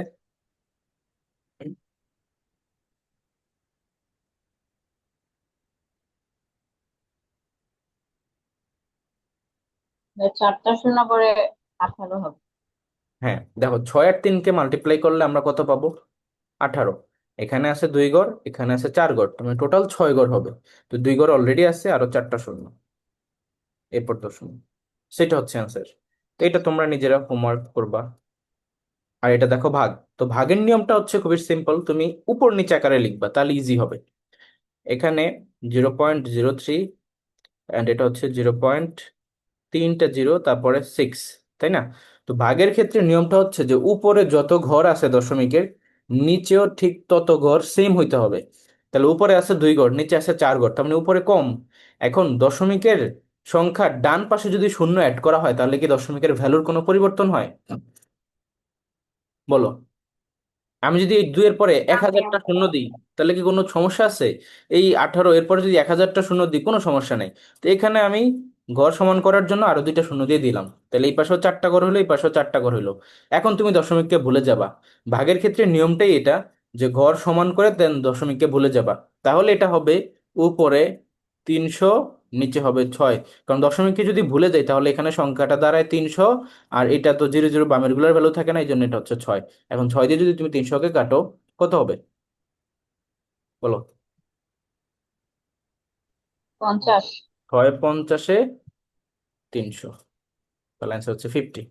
আর এটা দেখো একটু বড়, তাই এটাকে আমরা এখানে করি। অবশ্যই তুমি এভাবে উপর নিচে আকারে লিখবো। উপরে আছে 2টা জিনিস গুণ আকারে, 0.06 মাল্টিপ্লাই উইথ 0.0000, তারপর 2, এবং নিচে আছে হচ্ছে তোমার 0.04 মাল্টিপ্লাই উইথ 0.03। এখন দেখো উপরে কয় ঘর আছে বলো তোমরাই, উপরে কয় ঘর আছে? 6 ঘর। 6 ঘর। নিচে কয় ঘর আছে? 2 2 4 ঘর, তার মানে নিচে কম আছে। এখন তুমি হয় শূন্য 4-এর সাথে 2টা দাও, 3-এর সাথে 2টা দাও, বা 4-এ একটা দাও, 3-এ একটা দাও, কোনটা করতে চাও? যে কোনো একটা করলেই হবে, ঘর সমান হইলেই হবে। তো এখানে একটা দিই, এখানে একটা দিই। দুই শূন্য দিলে ঠিক আছে, তাহলে এখানে 3 ঘর হলো, এখানে 3 ঘর হলো, 6 ঘর, 6 ঘর উপরে নিচে মিলে গেছে। এখন তুমি দশমিককে ভুলে যাও, তাহলে উপরে কি থাকবে? 6 থাকবে, এখানে থাকবে কি শুধু 2, নিচে থাকবে, এখানে থাকবে 40, এখানে থাকবে কত? 30। এটাই অ্যান্সার। তাহলে এখানে আসবে, তুমি দেখো যে 12, আর নিচে হচ্ছে 120। তাহলে 12 দিয়ে 120কে কাটলে হচ্ছে 1/10, তার মানে 0.1 নাকি এটা? হুম, 120 ক্যামেরা, হ্যাঁ। 1/100 নাকি? ও সরি, এটা তো 3 4 12, এটা তো 1200 হবে। তাহলে 1/100, তার মানে 0.1। বুঝছো? এখানে 1200 হবে, 40 আর 30 গুণ করলে 1200 হয় না? হুম, 2টা শূন্য, তো 1200 হলে তুমি 12 দিয়ে কাটলে 1, উপরে 1 থাকে, নিচে 100 থাকে, তার মানে 0.01, এটা হচ্ছে উত্তর। বুঝছো ভাইয়া সবাই? ওই যে যেটা যেটা এক্সাম্পল দিচ্ছেন ওটার আনসারটা আমি লিখে পাঠাইছি, এটা কি ওটার আনসার? অ্যান্সার বলছো হচ্ছে 0.01 বলছো, তাই তো? না ভাই, 0.00072। 0.0072, হ্যাঁ। তাহলে দেখো তুমি এখানে 4 × 2 = 8, 8 × 72, 72, আর এখানে ঘর আছে 3, 2 5টা, 5 ঘর হবে টোটাল। তাহলে 72-এর সাথে 2 ঘর আসছে, বাকি 3টা শূন্য। হ্যাঁ, হয়েছে। ঠিক আছে, এটার অ্যান্সার হচ্ছে এরকম, 3টা শূন্য, তারপর 7 2। ওকে, এখন এই দুইটাও তোমাদের জন্য হোমওয়ার্ক থাকলো, এই দুইটা হোমওয়ার্ক থাকলো, পারবা। এখানে জাস্ট এর বলছে, এর বললে গুণ হবে, তার মানে 1.4 মাল্টিপ্লাই উইথ 0.4 ডিভাইডেড বাই 100। তো 0.4 করলে সেটাকে 100 দ্বারা করলে আবার দুইটা শূন্য বামে অ্যাড হবে। তাহলে 1.4 ইন্টু 0.00, তারপর 4। তো এখন এটাকে তুমি যদি গুণ করো, 4 × 14 কত? 56, তাই না? এখানে আছে 3 ঘর, এখানে আছে 1 ঘর, 4 ঘর, তাইলে তুমি দুইটা শূন্য, 0. নাকি, ঠিক আছে, 0056 হবে এটা। জি ভাইয়া। হ্যাঁ, এরকমই হবে। তো এইভাবে তোমরা এটাও করবা। এখন আসো যে ভগ্নাংশের মধ্যে ক্ষুদ্রতম সংখ্যা এবং বৃহত্তম সংখ্যা বের করার প্রসেস, এটাকে বলা হয় তোমার ক্রস মেথড। কি বলা হয়? Cross method. এখন ক্রস মেথডের ক্ষেত্রে কিভাবে অ্যাপ্লাই করবা এই জিনিসটা দেখো। ধরো এখানে বলা হলো যে 4/5 এই ভগ্নাংশটা এবং 3/4 এই ভগ্নাংশটা, এই দুইটা ভগ্নাংশের মধ্যে কোনটা বড়। তো এই জন্য তুমি ক্রস মেথড অ্যাপ্লাই করবা। এইটার সাথে এইটাকে মাল্টিপ্লাই করবা, 4 4 মাল্টিপ্লাই করলে 16 এখানে লিখবা এই ভগ্নাংশের উপরে। এরপরে 5 আর 3 মাল্টিপ্লাই করবা, এখানে লিখবা এই ভগ্নাংশের উপরে 15। তাহলে বলো 16 অবশ্যই বড়, এই জন্য এই ভগ্নাংশটার মানটা বড় হবে। তার মানে যেই পাশে তোমার বড় সংখ্যা আসবে সেই ভগ্নাংশটা বড়। এভাবে আর গুণন কিভাবে করবো? প্রথমে এইভাবে, তারপরে এইভাবে, প্রথমে এইভাবে, তারপরে এইভাবে। আচ্ছা, যদি আমাকে বলতো যে এটার মধ্যে কোনটা সবচেয়ে ছোট, তখন আমি কি করতাম? সেম ওয়েতে যেটা ছোট সেই ভগ্নাংশটাকে নিতাম, তাহলে 3/4 অ্যান্সার হইতো। ওকে, এখন আসো যে পৌনপুনিকের এই টাইপটা, এটা থেকে মাঝে মধ্যে জাহাঙ্গীরনগর ইউনিভার্সিটিতে কোশ্চেন আসে, মাঝে মধ্যে আসে না। বাট আমরা রিস্ক নিব না, আমরা এই টাইপটাও শিখবো যে পৌনপুনিক থেকে কিভাবে সাধারণ ভগ্নাংশে রূপান্তর করা হয়। তো এইটা একটু খেয়াল করো যে পৌনপুনিক মানে অ্যাকচুয়ালি কি। পৌনপুনিক মানে হচ্ছে যে অসীম আবৃত। পৌনপুনিক মানে কি? অসীম আবৃত। এই যে আবৃত করে দিচ্ছে, অর্থাৎ 0.24 পৌনপুনিক যদি থাকে, তার মানে 0.242424 করে অসীম পর্যন্ত এটা যাবেই, যেতেই থাকবে এভাবে। আবার ধরো পৌনপুনিকের মধ্যে এভাবে আছে যে 0.2345, 3 and 5 এর উপরে পৌনপুনিক। এখানে দেখো 3 and 5 এর উপরে পৌনপুনিক, তাহলে কি দাঁড়ালো? পৌনপুনিক অ্যাকচুয়ালি এখানে কয়টার উপরে বলো তো? 3টার উপরে। 3টের উপরে, কারণ পৌনপুনিকের মাঝখানে যদি কোনো সংখ্যা আছে সেগুলোও পৌনপুনিকের মধ্যেই কনসিডার করতে হয়। বাট এইভাবে প্রত্যেকটার জন্য আলাদা আলাদা টিপ পড়ানো লাগে না। ঠিক আছে, দুইটা পড়লে হয় দুই পাশে। তো এই জন্য এটা হবে কি, 0.2, এরপরে 3 4 5, 3 4 5, 3 4 5, 3 4 5 করে বারবার অসীম পর্যন্ত রিপিট হইতেই থাকবে। এখন পৌনপুনিক থেকে যদি আমি সাধারণ ভগ্নাংশ বা P/Q ফরম্যাটে আনতে চাই, তাহলে দুইটা নিয়ম, একটা হচ্ছে লবে আমাদের একটা কাজ করতে হবে, আর একটা মানে হরে কাজ করতে হবে একটা, আর লবে কাজ করতে হবে একটা, দুইটা কাজ। তো ধরো আমরা এইটাকে প্রথমে 2/4 দিয়ে এটাকে সাধারণ ভগ্নাংশে রূপান্তর করব। তাহলে লব উপরে, লব হচ্ছে উপরে আর হর হচ্ছে নিচে। এখন প্রথমে কাজ করবা হচ্ছে নিচেরটা, যেটা হচ্ছে হরের নিয়মটা, যে দশমিকের ডানে যতগুলো সংখ্যার উপর পৌনপুনিক আছে ততগুলা দশমিকের জন্য, মানে পৌনপুনিকের জন্য তুমি 9 বসাবা। যতগুলো সংখ্যার উপরে পৌনপুনিক আছে ততটা 9 বসাবা। আর দশমিকের ডানে যতগুলোর উপর পৌনপুনিক নাই ততগুলা শূন্য বসাবা। তাহলে এই সংখ্যাটার ক্ষেত্রে দশমিকের ডানে কয়টা সংখ্যার উপর পৌনপুনিক আছে? দুইটা, তাই দুইটা 9। আর আরেকটা শর্ত ছিল যে দশমিকের ডানে যতগুলো সংখ্যার উপর পৌনপুনিক থাকবে না ততগুলা 0। তো এখানে পৌনপুনিক নাই এমন কোনো সংখ্যা এখানে দেওয়া নাই, দ্যাটস এই 0 আর এখানে আসবে না। ঠিক আছে। আর এবার লবের কাজটা কি, যে পুরো সংখ্যাটাকে দশমিক কল্পনা না করে পুরো সংখ্যাটাকে লিখবা। তার মানে 024, দশমিককে কল্পনা না করে দশমিক বাদ দিয়ে লিখবা। সেটা থেকে যেগুলোর উপরে পৌনপুনিক নাই সেগুলাকে বিয়োগ করবা। তাহলে বিয়োগ, পৌনপুনিক নাই কিসের উপরে? 0-র উপরে নাই, তো 0 বিয়োগ। তার মানে কি, এটা হবে 24/99, এটাই অ্যান্সার। মানে এটাকে কাটাকাটি করা যায়, বাট আমরা কাটাকাটি করলাম না। এখানে দেখো, এই যে এটার ক্ষেত্রেও কি আমার লব এবং হরে কাজ করতে হবে। এখানে আমি পৌনপুনিক দেখতে পাচ্ছি 3 4 5-এর উপরে আছে দশমিকের ডান পাশে। তাহলে আমি 9 কটা বসাবো? 3টা। আর শূন্য কি বসাবো? অবশ্যই বসাবো, কারণ ডান পাশে একটা সংখ্যা আছে যেটার উপর পৌনঃপুনিক নাই, এই জন্য একটা শূন্য বসাতে হবে। যদি দুইটা থাকতো যেটার উপর পৌনঃপুনিক নাই, তাহলে দুইটা শূন্য বসাইতাম, তিনটা থাকলে তিনটা বসাইতাম। এখানে একটার উপর নাই, তাই একটা শূন্য বসাইছি। উপরে কি কাজ, উপরে পুরো সংখ্যাটা লিখবো, 0 2 3 4 5 মাইনাস যেটার উপর পৌনঃপুনিক নাই, 0 আর 2 এর উপর পৌনঃপুনিক নাই, তার মানে 0 2। তার মানে 2 যদি মাইনাস করো 2345 থেকে, তাহলে হবে 2343, আর নিচে হবে গিয়ে তোমার 9990। এটাই অ্যান্সার। তো বলো, বুঝছো সবাই পৌনঃপুনিক থেকে সাধারণ ভগ্নাংশে কিভাবে আসছে? জি ভাইয়া। ওকে, সো আমরা এখন তাহলে নেক্সট টাইপে যাই। আমাদের নেক্সট টাইপ বলতে এখন আমরা প্র্যাকটিস করবো। আমরা যতগুলো কনসেপ্ট শিখলাম প্রত্যেকটার উপর আলাদা আলাদা করে এমসিকিউ আসে, প্রত্যেকটাই প্র্যাকটিস করব। এবং অ্যাডমিশন টেস্টে এখান থেকে হুবহুব চলে আসে, অপশন ডাটা কোনো কিছুই চেঞ্জ হয় না। এই জন্য খুব ভালোভাবে বুঝবা, এগুলোকে একটু মাথায় রাখবা যে কিভাবে সলভ করতে হয়। ফার্স্ট কোশ্চেন, সেলফ টেস্ট 1, নিচের কোনটি মৌলিক সংখ্যা? তাহলে এটা আমরা ডিভিজিবিলিটি টেস্ট দিয়ে করব। 91 কি মৌলিক সংখ্যা? দেখো 91 কি দিয়ে ভাগ যায়? 7 দিয়ে ভাগ চলে যাবে। 7 9 এর মধ্যে যায় একবার, হাতে থাকে 2, 21, 21 এর মধ্যে তো অবশ্যই যাবে। তবে 7 কিন্তু ভাগ যায়, এই জন্য সেটা মৌলিক নয়। 47 কি ভাগ যায়? বলো। হ্যাঁ, যায় না। 87 কি ভাগ যায়? জি ভাইয়া। যায়। কিভাবে যায়? 7 আর 8কে যদি তুমি যোগ করো তাহলে আসবে 15। 15 তো 3 দ্বারা ডিভিজিবল, তার মানে 87ও 3 দ্বারা ডিভিজিবল। বুঝে, sum of the digits are divisible by 3, then the whole number is divisible by 3। এখন এটা জাজ করো, 143 কি কোনো সংখ্যা দ্বারা ভাগ যায়? অবশ্যই যায়। 11 দিয়ে দেখো, 14-এর মধ্যে যায় একবার, হাতে থাকে 3, 33 থাকে, 33-এর মধ্যে তো 11 3 বার যায়, তার মানে এটা চলে যাচ্ছে। তার মানে অপশন থাকেই একটা 47, এটা কোনো সংখ্যা দ্বারাই ভাগ যাবে না। এই জন্য এটাই হচ্ছে এখানে মৌলিক সংখ্যা। 1 থেকে 30 পর্যন্ত কয়টি মৌলিক সংখ্যা আছে?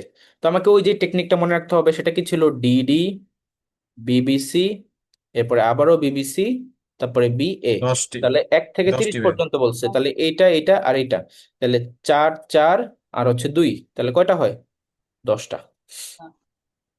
তারপর আসো যে যদি পি এবং কিউ দুটি অযুগ্ম সংখ্যা হয়, অযুগ্ম মানে হচ্ছে বিজোড়, ইংলিশে এটাকে কি বলা হয়? Odd number. তো তাহলে নিচের কোনটি অবশ্যই যুগ্ম সংখ্যা হবে বা জোড় সংখ্যা হবে? ইংলিশে বলা হয় তোমার ইভেন। তো দেখো, যদি অযুগ্ম সংখ্যা হয়, তুমি দুটো অযুগ্ম বা বিজোড় সংখ্যা চিন্তা করো। এখানে পি তাহলে কত? 1। কিউ তাহলে কত? 3। জি। তো এখানে দেখো যে কোনটা তোমার যুগ্ম সংখ্যা আসবে। 1 + 3 ও, হলো 4, তাহলে এটাই তো জোড় চলে আসছে, তাহলে এটাই অ্যান্সার, বাকিগুলো টেস্ট করার দরকারই নেই। চলে আসো পরেরটাতে, -1 থেকে কত বিয়োগ করলে বিয়োগফল শূন্য হবে বলো? -1। -1। -1, এটা আমি তোমাদেরকে শিখাইছিলাম আইকিউর ক্লাসে। -1 থেকে তুমি যদি 1 বিয়োগ করো তাহলে কিন্তু অ্যান্সার চলে আসে দেখো -2। এই জন্য কি করতে হবে? আমাদেরকে -1ই বিয়োগ করতে হবে। -1 থেকে বিয়োগ করবো -1, অর্থাৎ এখানে বিয়োগ চিহ্নটা দিবা, এরপরে আবার -1কে বিয়োগ করবা। তাহলে এই যে -1 আর এখানে এটা প্লাস হয়ে যাবে, তাহলে কি হবে? শূন্য। এই জন্য ক হচ্ছে উত্তর। এটা দেখো, √2 অম্লক সংখ্যাটির আসন্ন মান কত বলো? ও, এটা হচ্ছে তোমার 1.414, যে ইমেল চ্যাটে লিখতেছো, আনমিউট করে বলতে পারো, সমস্যা নেই। এভাবে যদি আমি তোমাদেরকে জিজ্ঞেস করি √3 ভ্যালু কত বলো তো? 1.1.73 এরকম হবে। অ্যান্ড √5, √4 তো 2ই হবে, √5 কত? 2.23 এরকম ভ্যালু আসবে আর কি। আর পাই এটা তো আমরা জানি, পাই হচ্ছে তোমার 1.414। অ্যান্ড সরি, কি বললাম, √2 না 1.414, 1 4 আর এটা হচ্ছে তোমার 3.1416। 3.14। 3.1416, ই হচ্ছে কত? 2.818 এরকম। ওকে, তারপর আসো যে একটি সংখ্যা 301 থেকে যত বড় 381 থেকে তত ছোট, সংখ্যাটি কত? তাহলে এটা থেকে যত বড় এটা থেকে তত ছোট, তার মানে কি এই দুইটার মাঝখানে অবস্থান করতেছে না সংখ্যাটা? হুম, দুটো জিনিসের মাঝখানে আছে না? যখন কোনো কিছু মাঝখানে থাকে তার মানে কি সেটা গড়। তাহলে গড় কিভাবে বের করে? 301 যোগ 381 / 2। তাহলে সংখ্যাটা কি হবে? 682/2, হুইচ ইজ 341। ঠিক আছে। তারপর আসো যে 5টি ক্রমিক পূর্ণ সংখ্যার সমষ্টি দেওয়া আছে 35, বৃহত্তম পূর্ণ সংখ্যাটার মানটা কত সেটা জানতে চাইছে। তো পাঁচটা ক্রমিক পূর্ণ সংখ্যা যদি হয়, সেটা যদি সমষ্টি দেওয়া থাকে 35, আমি ইমাজিন করে নিতে পারি একটা হচ্ছে এক্স, একটা হচ্ছে এক্স প্লাস ওয়ান, এরপরটা হচ্ছে এক্স প্লাস টু, তারপর x plus three, and last one X plus four. পাঁচটা সংখ্যা হয়ে গেছে। ইজ ইকুয়াল টু 35 কখন হবে? যদি তাদেরকে যোগফল করো। তাহলে সবগুলোকে যোগ করে দিলাম। ঠিক আছে, এখন আমাকে তোমরা কাইন্ডলি বলো, এই যে এখানে টোটাল এক্স কতগুলো আছে? তিন, দুই, পাঁচটা, পাঁচটা। ফাইভ। পাঁচটা। আর সংখ্যা যদি আমি যোগ করি, এখানে one, two, three, three, six, four, five, ten, ten হবে আর কি। তাহলে 10, 35।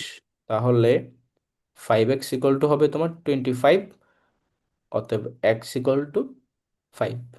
তো আমার চাইছে কি বৃহত্তম পূর্ণ সংখ্যাটা কত? তো এখানে বৃহত্তম হচ্ছে এটা। তাহলে কি হবে? x plus four, which is 5 + 4, that means 9। ঠিক আছে, এইভাবে করতে হবে। আর এটাকে চাইলে অন্য একটা ওয়েতেও করা যায়, বাট আমি এটাই তোমাদেরকে শেখাচ্ছি, কারণ এটা করলেই তোমার অ্যান্সারটা কনফিডেন্টলি তুমি করতে পারবা। ঠিক আছে, এইভাবে করাটাই আমার কাছে শ্রেয় মনে হয়। আর এটা রিটেনের ক্ষেত্রে এইভাবেও করতে হয়, এই জন্য দুইটা জিনিসই বেটার আমার কাছে মনে হয়। আর আরেকটা যেটা নিয়ম, সেটা হচ্ছে ধরো পাঁচটি ক্রমিক পূর্ণ সংখ্যা সমষ্টি 35 বললো, বৃহত্তম চাইছে এখন। তো পাঁচটার যদি সমষ্টি 35 হয়, তুমি একটা জিনিস চিন্তা করো যে উম, তোমার 5 দিয়ে যদি 35কে ভাগ করে দাও, হ্যাঁ, তাহলে কি আসবে? সমষ্টিকে যদি তুমি সংখ্যা দিয়ে ভাগ করে দাও, তাহলে আসবে হচ্ছে 7, এবং এটা হচ্ছে গড়। কারণ গড় সমান আমরা কি জানি? সমষ্টি বাই সংখ্যা না? গড় সমান কি? সংখ্যাগুলোর সমষ্টি ডিভাইডেড বাই সংখ্যাগুলোর সংখ্যা। তো সংখ্যা হচ্ছে পাঁচটা, সমষ্টি হচ্ছে 35। তো এটাকে কাটলে আমার কি আসে? 7। তার মানে গড় হচ্ছে 7। এখন গড় কই থাকে? মাঝখানে থাকে। তার মানে 7 যদি মাঝখানে থাকে, এর পরে দুইটা আছে, এর আগে দুইটা আছে। তো এখানে এর পরে দুইটা কি হবে? 8 আর 9। তাহলে সবচেয়ে বড়টা হচ্ছে 9। তো এভাবেও করতে পারো, বাট আই গেস এভাবে ধরে এক্স ধরে করাটা বেটার। এখন আসো যে তিনটি ক্রমিক সংখ্যার একটা ম্যাথ, যেখানে বলা হলো যে সংখ্যাগুলোর গুণফল হচ্ছে 120। সংখ্যা তিনটি কি কি এবং তাদের যোগফল কত চাইছে। কারণ আগে তো সংখ্যা তিনটা কি কি সেটা বের করতে হবে, বের করে তারপর তুমি যোগফল নির্ণয় করবা। এখন এখানে তো তোমাকে যোগফল বলে দেয় নাই, পূর্ণ সংখ্যার গুণফল বলে দিছে যে 120। তো পূর্ণ সংখ্যার যখন যোগফল বলবে, তখন তুমি এভাবে X, X plus one, X plus two এভাবে করে ধরতে পারো, সমস্যা নেই। যদি তোমার জোড় ক্রমিক সংখ্যা বলে, সেক্ষেত্রেও তুমি X, X plus two, X plus four এভাবে ধরেও করতে পারো, যোগফল দেওয়া থাকলে বা সমষ্টি দেওয়া থাকলে। কিন্তু গুণফল থাকলে কিন্তু এক্স ধরে করাটা উচিত না।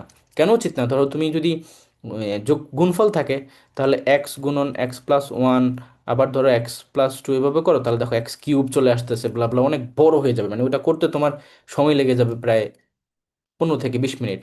তো অ্যাডমিশন টেস্ট আর কখন দিবা? তো এই জন্য গুণফল বললে তোমাকে একটা অন্য অ্যাপ্রোচে আগাইতে হবে, দ্যাট ইজ কল্ড লসাগু। যেমন এখানে গুণফল বলে দিছে তিনটা ক্রমিক পূর্ণ সংখ্যার গুণফল 120। এর জন্য যদি তুমি লসাগু করো, তাহলে দুই দ্বারা কাটলে আসবে কত? 60। আবার দুই দ্বারা করলে 30। আবার দুই দ্বারা করলে 15। এরপরে দুই দ্বারা তো যাবে না, তিন দ্বারা করলে 5। এখন এই যে সংখ্যাগুলো আসছে 2, 2, 2, 3, 5, এগুলাকে গুণ করে কি আসছে? 120 আসছে।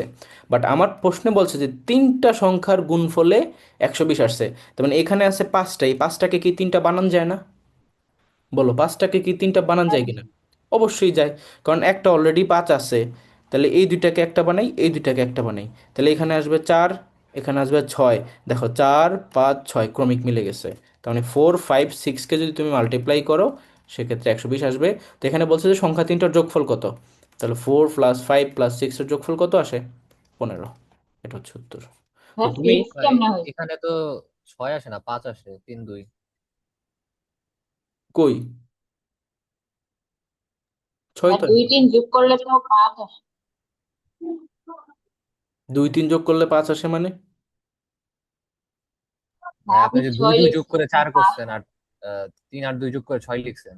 আরে যোগ না তুমি, এটা কিন্তু গুণ। এখানে যোগ কেন করবা? এটা কি তুমি ভাজক সংখ্যা পাইছো নাকি? তুমি 120 করবা না? তো আমি কি বলছি? আমি পাঁচটা জিনিস গুণ করে 120 পাইলাম।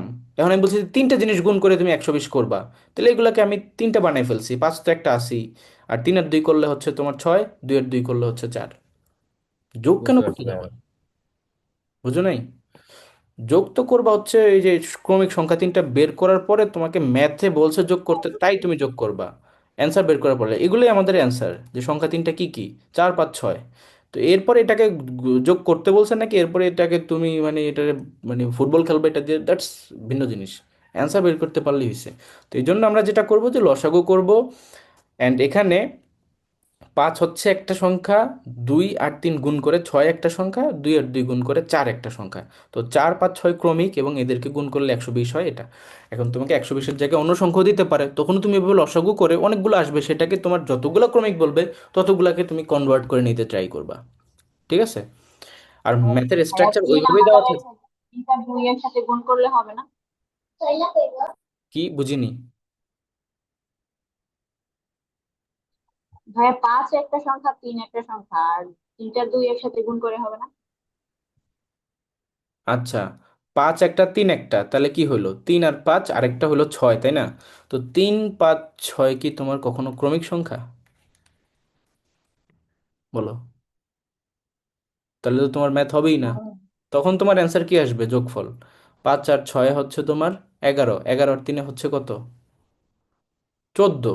কিন্তু এটার কারেক্ট অ্যান্সার হচ্ছে 15, কারণ তোমাকে ক্রমিক দিয়ে অ্যান্সার বের করতে হবে, 4 5 6 আনতে হবে। ক্রমিক তো হইতে হবে পরপর, 3 5 6 তো ক্রমিক না। ঠিক আছে? তো এই জন্য ওইভাবে তোমাকে যেভাবে অ্যান্সার বের করতে বলবে সেভাবেই আগাইতে হবে। তোমার পারপাস বুঝে করবা। এটা দেখো, দুটি সংখ্যার সমষ্টি দেওয়া আছে 70 এবং অন্তর্ফল দেওয়া আছে 10, তাহলে সংখ্যাটি কত, বড় সংখ্যাটি কত? তো বড় সংখ্যা বের করা যায়, ছোট সংখ্যা বের করা যায়। বড় সংখ্যা বের করার কৌশল হচ্ছে সমষ্টি এবং অন্তর্ফলকে যোগ করে 2 দ্বারা ভাগ, অর্থাৎ 70 প্লাস 10 ডিভাইডেড বাই 2, তাহলে হবে 80/2 হুইচ ইজ 40। আর ক্ষুদ্রতম সংখ্যাটা হবে 70 minus 10 divided by 2 which is তোমার 60/2 অর্থাৎ 30। তো এখানে বড়টা চাইছে, তাই অ্যান্সার হবে 40। এটা দেখো বর্গের অন্তর, যেটা তখন আমি তোমাদেরকে এক্সাম্পল হিসেবে করাইছিলাম, ওখানে বর্গের অন্তর দেওয়া আছে 199, তাহলে বড় সংখ্যাটি কত? তাহলে বর্গের অন্তর থেকে বড় সংখ্যা বের করার কৌশল কি, যে 1 যোগ করে 2 দ্বারা ভাগ, তাহলে কি হবে, 200/2 অর্থাৎ 100। ঠিক আছে? এই যে হিমেল কিন্তু দ্রুত অ্যান্সার দিচ্ছে। তারপর দেখো তোমার এই যে 5 অঙ্কের ক্ষুদ্রতম সংখ্যা এবং 4 অঙ্কের বৃহত্তম সংখ্যা, এটা আমরা দেখলাম, তখনও করেছিলাম যে 1 দিয়ে 4টা শূন্য, 4টা 9 বিয়োগ করলে 1 হবে। তারপরে 72 সংখ্যাটার ভাজক সংখ্যা কয়টা আছে? তো কি অ্যাপ্রোচে আগেছিলাম আমরা, লসাগু। 72কে লসাগু করলে কি আসবে, 36, অ্যান্ড 18, 933। তাহলে 2 আসছে কয়বার, 3বার। 3 আসছে কয়বার, 2বার। তাহলে অ্যান্সার হবে 4 × 3, অর্থাৎ 3-এর সাথে 1 যোগ, 2-এর সাথে 1 যোগ, তাহলে হবে 12। সবাই কি বুঝছো এটা? জি ভাইয়া। ওকে। এইটা বলো দেখি, √0.00009। তো মনে রাখবা, দশমিক সংখ্যাকে তুমি যদি রুট করো তাহলে সেটা ভ্যালু বড় হয়ে যায়। এখন দশমিক সংখ্যার ভ্যালু বড় হওয়া মানে কি, আমি যদি বলি 0.0003, আর একটা হচ্ছে 0.03, বলো তো এটার মধ্যে ভ্যালু কোনটা বড়, কোন সংখ্যাটা বড়? 0.03। 0.3টা বড়। তাহলে মনে রাখবা, দশমিক সংখ্যাকে যদি তুমি রুট করো তাহলে সংখ্যা বড় হয়ে যায়, আর পূর্ণ সংখ্যাকে যদি রুট করো তাহলে সংখ্যা ছোট হয়ে যায়, মানে দশমিক সংখ্যা পূর্ণ সংখ্যার ক্ষেত্রে সিস্টেম উল্টা। তাহলে এইটা হচ্ছে কি তোমার 0.0009, তাহলে এটা হবে কি 0.09কে রুট করলে কত হয়, 3 হয়। আর এখানে সংখ্যা ছিল 4টা, হয়ে যাবে 2টা। তাহলে এটা হচ্ছে বড়, এটা ছিল ছোট। কথা বুঝছো? এই জন্য অ্যান্সার হচ্ছে ক। এখন ধরো দশমিক সংখ্যাকে তুমি স্কোয়ার করবা, সেক্ষেত্রে কি হবে, সেক্ষেত্রে আবার সেম প্রসেস। বর্গ করলে স্বাভাবিক সংখ্যা কি হইতো, বড় হইতো, কিন্তু দশমিক সংখ্যার ক্ষেত্রে সেটা ছোট হয়ে যাবে। এখানে দেখো আছে 2, 2কে স্কোয়ার করলে কি হবে, 4, ছিল 3 ঘর, এখন হয়ে যাবে 6 ঘর। ঠিক আছে? তাহলে 5টা শূন্য তারপরে 4, তাহলে এটা তো বড়। এটা বড় না এটা বড়, অবশ্যই উপরেরটা বড়, এটা ছোট হয়ে গেছে এখন। ঠিক আছে? দেন চলে আসো এখানে, যে দুটি সংখ্যার গুণফল দেওয়া আছে, তাদের লসাগুর মান দেওয়া আছে, গসাগু জানতে চাইছে। এটা থেকে একটা এমসিকিউ আসে, এই টাইপটা ইম্পর্ট্যান্ট। তো এই ক্ষেত্রে রুলসটা হচ্ছে এরকম, যে দুটি সংখ্যার গুণফল ইজ ইকুয়াল টু তাদের লসাগু গসাগুর গুণফল। দুইটা সংখ্যার গুণফল যা, তাদের লসাগু গসাগু বের করে যদি সেটাকেও গুণ করো, সেটাও কিন্তু তাই হয়। তো এখন তোমাকে কি কি দিছে, গুণফল দিয়ে দিছে, লসাগু দিয়ে দিছে, গসাগু বের করতে বলছে, তো এটা তো খুবই সিম্পল। তাহলে 1536 আর এখানে হচ্ছে তোমার 96 এন্ড গসাগু ধরো এক্স, তাহলে এক্স ইকুয়াল টু কি হবে, ভাগ হবে। এখন 96 দিয়ে তুমি 1536কে যদি ভাগ করো, অ্যান্সার কত হবে? অ্যান্সার হবে 16। কারণ দেখো এখানে 6 আছে, এখানে 6 আছে, তো 96 দিয়ে ভাগ দিতে চাচ্ছ, তাহলে এখানে অপশনের মধ্যে তোমার এই যে 16-র সাথে 16 6 গুণ করলেই 636 মিলবে, তাহলে লাস্টের সংখ্যার সাথে ম্যাচ করবে। তাই এটাই অ্যান্সার, বাকি কোনো 2 দিয়েও 4 দিয়ে 0 দিয়ে কোনোটা দিয়ে তুমি 6 মিলাইতে পারবে না। এই জন্য এটা ক্যালকুলেশন না করেই অ্যান্সার বের করে ফেলা যায় অপশন থেকে। বুঝছো সবাই? মানে সাপোজ জিনিসটা এরকম, 36 আর নিচে হচ্ছে 96। এখন তুমি 96 এর সাথে কত গুণ করলে 1536 হবে? তুমি যদি 12 গুণ করো, 6 2 12, লাস্টে 2 আসবে। 16 গুণ করলে 636, লাস্টে 6 আসবে। 4 গুণ করলে 424, লাস্টে 4 আসবে। 0 করলে তো 0ই আসবে, তাহলে 6 লাস্টে মিলতেছে কিসে? শুধুমাত্র 16 দিয়ে। তাই এটাই অ্যান্সার। ঠিক আছে, তুমি কাটাকাটি করলে 16ই পাবা। এখন আসো এখানে যে দুটি সংখ্যার অনুপাত দেওয়া আছে তোমার 5 এবং 6, তাদের গসাগু দেওয়া আছে 4, তাদের লসাগু কত? তো মনে রাখবা, অনুপাত থাকলেই আমরা এক্স ধরে নিব, অনুপাত থাকলেই আমরা এক্স ধরে নিব। ঠিক আছে, তাহলে দুইটা সংখ্যার অনুপাত দেওয়া আছে 5:6, তাহলে একটা সংখ্যা হচ্ছে তোমার 5x, আর একটা সংখ্যা হচ্ছে তোমার 6x, এভাবে ধরে নিব আর কি। গসাগু দেওয়া আছে 4, তো মনে রাখবা দুইটা সংখ্যা এভাবে যখন নেওয়া হয়ে গেছে, এদের গসাগু কি হবে জানো? গসাগু হবে এই দুইটার মধ্যে যেটা কমন। তো 5x আর 6x এর মধ্যে কমন কি আছে বলো? X common x. আছে, তাই এটা হচ্ছে তোমার গসাগু। লসাগু হবে কি জানো? কমন আনকমন সব।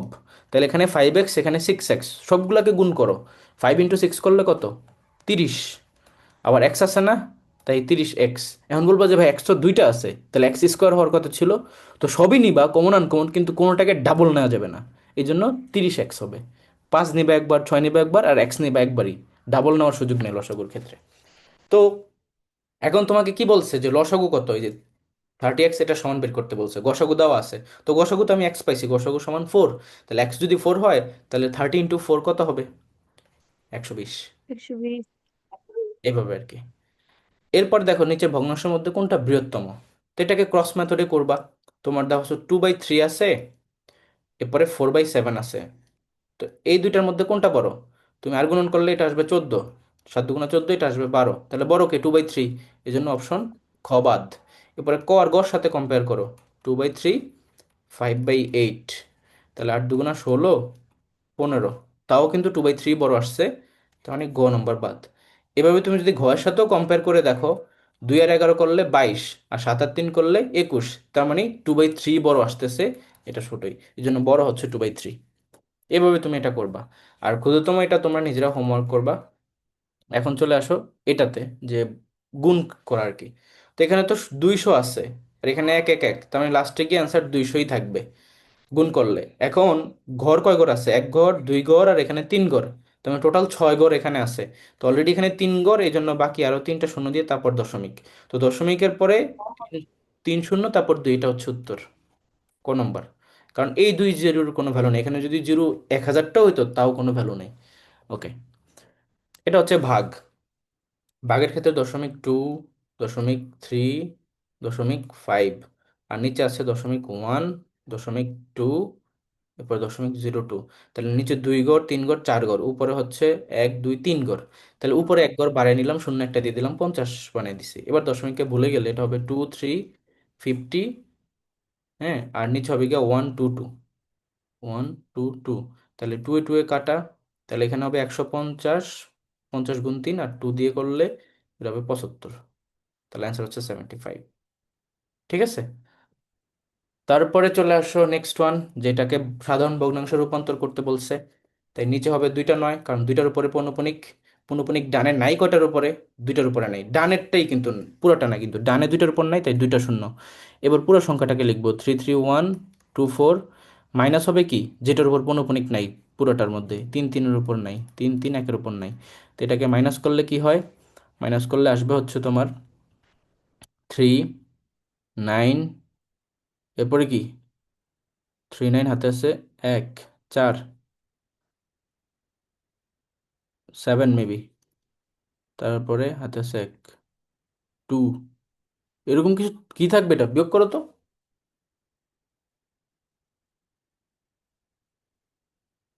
এটা বিয়োগ করলে কি আসবে?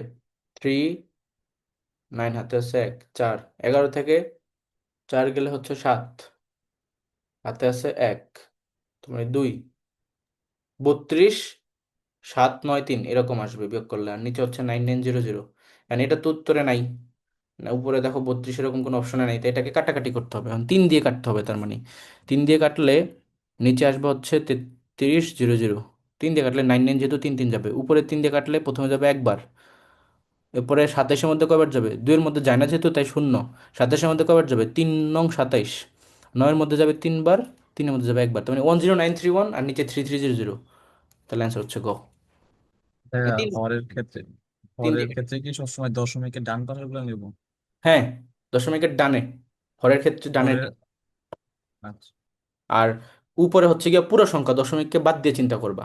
দশমিককে ভুলে গিয়ে পুরোটাকে লিখে যেটার উপর দশমিক পূর্ণপণিক নেই সেটাকে বিয়োগ, শেষ।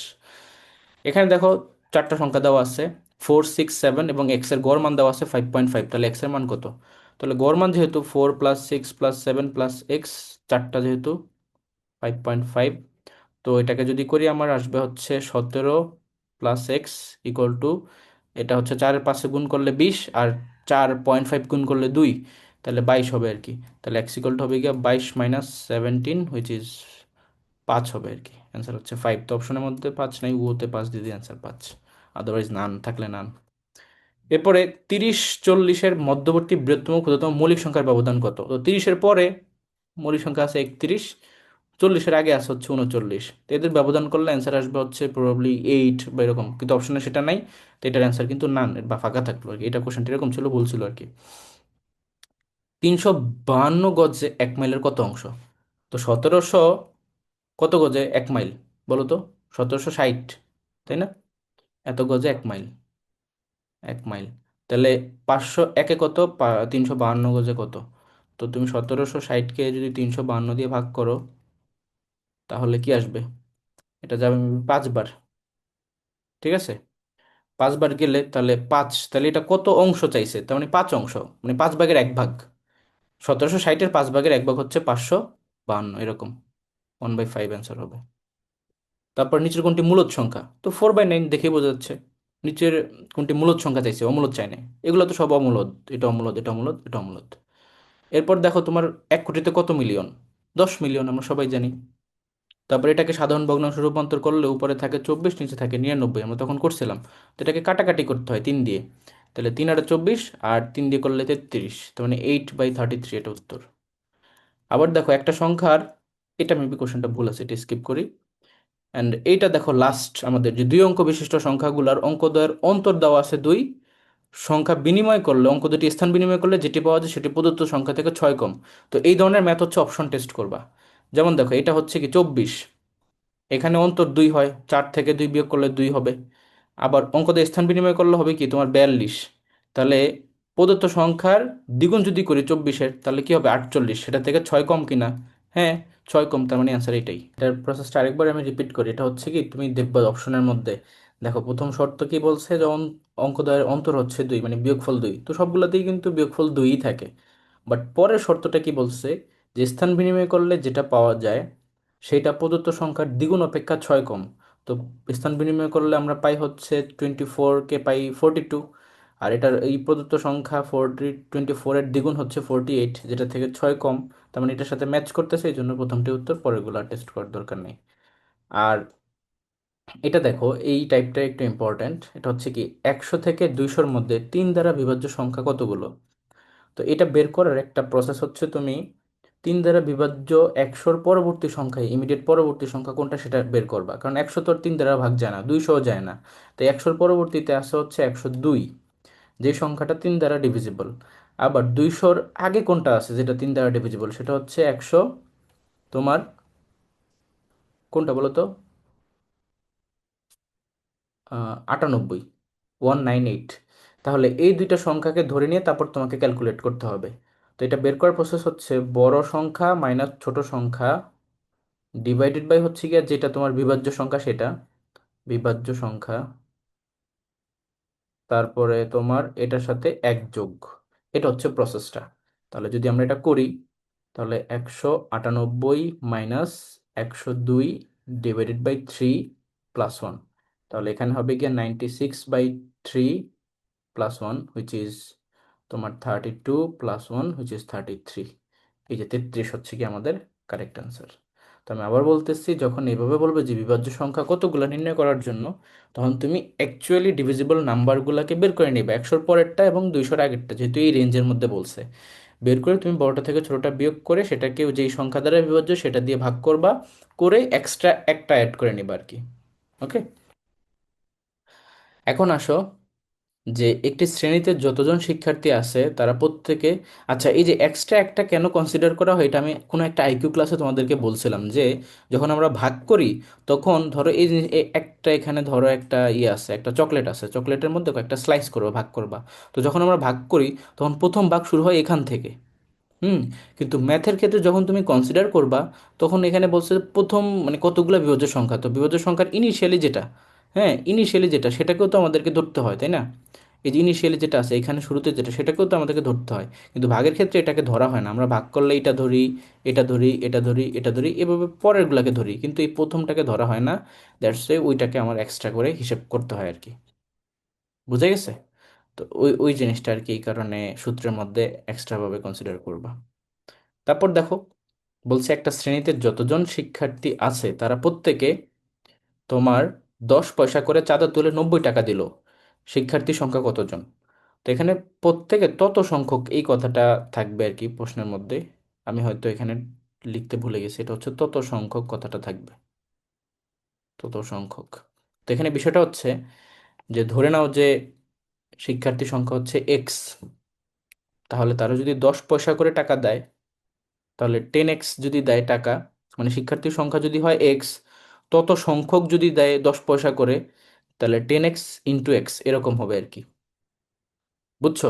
মানে এটা হচ্ছে তাদের টাকার পরিমাণ, তত সংখ্যক 10 পয়সা, তার মানে x × 10 পয়সা। আর এমনিতে যেহেতু এক্স জন ছিল, তার মানে প্রত্যেকেই দিছে যেহেতু, তাই গুণ হচ্ছে এক্স। এই জিনিসটাকে বুঝছো যে 10x × x। আমি যদি এইভাবে বুঝাই, জি ধরো ভাইয়া। আমি ধরলাম যে সংখ্যক স্টুডেন্ট আছে, তো প্রত্যেকে টাকা দিছে ধরো 10 পয়সা করে, এই জন্য × 10 হওয়ার কথা ছিল, কিন্তু এখানে বলছে প্রত্যেকে তত সংখ্যক 10 পয়সা করে দিছে। হুম। তাই এই জন্য 10-এর সাথে আরেকটা গুণ হবে তত সংখ্যক বলার কারণে। তাই 10x × x তোমার 90 টাকা, তো আমি তো দিচ্ছি 10 পয়সা, তাহলে 90কেও পয়সাতে নিলে এটা হবে কি, আরও দুইটা শূন্য, তোমার 9,000 পয়সা। তো এই জন্য 10x² = 9,000 যদি হয়, তোমার 9,000 যদি হয়, তো সেক্ষেত্রে তুমি যদি মানে এটাকেই করো, 9,000 রাখো, দেন x² যদি শুধু রাখো তাহলে 10 পাশে ভাগ হয়ে গেলে এটা 900 হবে। দেন শুধু x যদি রাখো তাহলে 900-কে রুট করলে হবে কত, 30। তাহলে অ্যান্সার হচ্ছে গিয়ে 30। স্কোয়ারকে রুট করলে এই পাশে কি 30 হয়ে যায়। এটা দেখো যে 3/20 এর দশমিক ভগ্নাংশ কত, তার মানে 3কে 20 দ্বারা ভাগ করলে কি হবে এটা জানতে চাইছে, 3/20, এটাই অ্যান্সার। এখন এখানে তো অপশন এটা নাই, দশমিকে আছে। তো তুমি দেখো, যদি এটা ভাগ করি, 20 দিয়ে 3-এর মধ্যে কি যায়? যায় না, তো একটা দশমিক দিলাম, দশমিক দিলে এটাকে 30 হয়ে যায়। 30-এর মধ্যে কয়বার যায়? একবার যায়। হাতে থাকে কত, 10। এখন দেখো 10-এর মধ্যে যায় না, এই জন্য একটা শূন্য কনসিডার করতে পারো। তাহলে এবার কয়বার যাবে? 5বার। তাহলে 100 শূন্য, তার মানে অ্যান্সার হচ্ছে 0.15 গ নম্বর। এরপরে লাস্ট ম্যাথ হচ্ছে এটা, এরপরে আমাদের ক্লাস শেষ। তো এই ম্যাথটা একটু বোঝো, এটা একটু লেন্দি, বাট এটা বুঝলে এটা তোমাকে হেল্প করবে, কারণ এই টাইপটা পরীক্ষায় বেশি আসে। এখানে বলছে দেখো, এক ব্যক্তি তার সম্পত্তির 3/1 অংশ তার পুত্রকে দিছে, 3/1 অংশ তার মেয়েকে দিছে, এবং 5/1 অংশ তার স্ত্রীকে দিছে। আর বাকি যে অংশগুলো আছে সেটা তিনি দান করছেন এতিমখানায়, এবং দানের পরিমাণ হচ্ছে তোমার 8,000 টাকা। তাহলে তার মোট সম্পত্তি কত টাকার ছিল, এটা হচ্ছে প্রশ্ন। এখন এই টাইপটা করার ক্ষেত্রে তুমি দেখো, এই অংশটা গেছে একজনের কাছে, এই অংশটা গেছে একজনের কাছে, এই অংশটা গেছে একজনের কাছে, আর বাকি অংশ তিনি দান করছেন যেটার অ্যামাউন্ট দেওয়া আছে। তো যেই অ্যামাউন্ট বলা থাকবে সেইটার পরিমাণ ফ্র্যাকশন তুমি বের করে নিবা। যেমন এখানে পুত্রের ফ্র্যাকশন দেওয়া আছে, মেয়ের ফ্র্যাকশন দেওয়া আছে, স্ত্রীর ফ্র্যাকশন দেওয়া আছে, কিন্তু দানের ফ্র্যাকশন কিন্তু দেওয়া নেই, বলছে বাকি অংশ দান করছে। তাহলে সেই ফ্র্যাকশন বের করতে হবে, কারণ সেইটার পরিমাণ ইকুইভ্যালেন্ট অ্যামাউন্ট বলা আছে, তাই এটাকে ইউজ করে আমি ম্যাথ সলভ করতে হবে। তো এখানে যদি তুমি বাকি অংশের ফ্র্যাকশন বের করতে চাও তাহলে এই সবগুলোকে যোগ করো। 1/3 প্লাস 1/3 প্লাস 1/5, এটাকে যোগ করলে কত হয় বলো তো? হুম, 15। তাহলে এখানে হবে 5 5 10 আর হচ্ছে 3 13, মানে 13, 15 13 ভাগ এটা যোগ করলে আসে। তাহলে এই অংশের মধ্যে কি কি হয়েছে? পুত্রকে দিছে, মেয়েকে দিছে আর স্ত্রীকে দিছে। আর বাকি অংশ তাহলে যদি বের করতে চাই আমরা, বাকি অংশ যদি বের করতে চাই, বাকি অংশ কিভাবে বের করে? এক থেকে বিয়োগ হয়, কারণ পূর্ণ অংশকে আমরা এক ধরে নিই ম্যাথ করার ক্ষেত্রে। তাহলে এক থেকে যদি তুমি 13, সরি ইংলিশে লিখি, এক থেকে যদি তুমি 15 13 ভাগ বিয়োগ করো, 1 - 15 13 ভাগ, তাহলে অ্যান্সার আসবে 15/2 ভাগ। কারণ 13 এক পূর্ণ অংশ থেকে 15 13 ভাগ যদি বিয়োগ করে তাহলে 15/2 ভাগ থাকবে আর কি, স্বাভাবিকভাবে।